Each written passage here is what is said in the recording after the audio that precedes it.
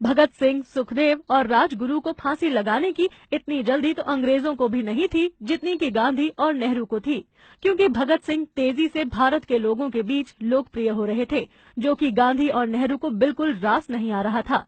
यही कारण था कि वो चाहते थे कि जल्द से जल्द भगत सिंह को फांसी दे दी जाए। ये बात स्वयं इरविन ने कही थी। इसके अतिरिक्त लाहौर जेल के जेलर ने स्वयं गांधी को पत्र लिखकर पूछा था कि इन लड़कों को फांसी देने से देश का माहौल तो नहीं बिगड़ेगा। तब गांधी ने उस पत्र का लिखित जवाब दिया था कि आप अपना काम करें, कुछ नहीं होगा।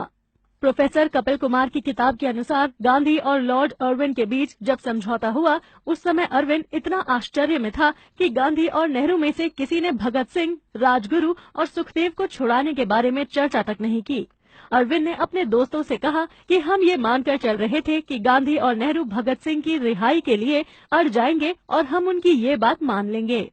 बनारस हिंदू विश्वविद्यालय के संस्थापक पंडित मदन मोहन मालवीय जी ने 14 फरवरी 1931 को लॉर्ड इरविन के सामने भगत सिंह, राजगुरु और सुखदेव की फांसी रोकने के लिए मर्सी पिटीशन दायर की थी, ताकि उन्हें फांसी न दी जाए और कुछ सजा भी कम की जाए।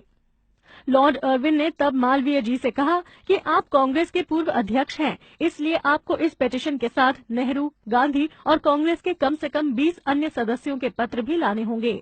जब मालवीय जी ने भगत सिंह की फांसी रुकवाने के बारे में नेहरू और गांधी से बात की, तो उन्होंने इस बात पर चुप्पी साध ली और अपनी सहमति नहीं दी। इसके अतिरिक्त गांधी और नेहरू की असहमति के कारण ही कांग्रेस के अन्य नेताओं ने भी अपनी सहमति नहीं दी।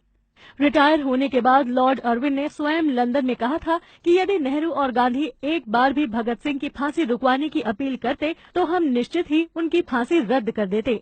लेकिन पता नहीं क्यों मुझे ऐसा महसूस हुआ कि गांधी और नेहरू को इस बात की हमसे भी ज्यादा जल्दी थी कि भगत सिंह को फांसी दी जाए।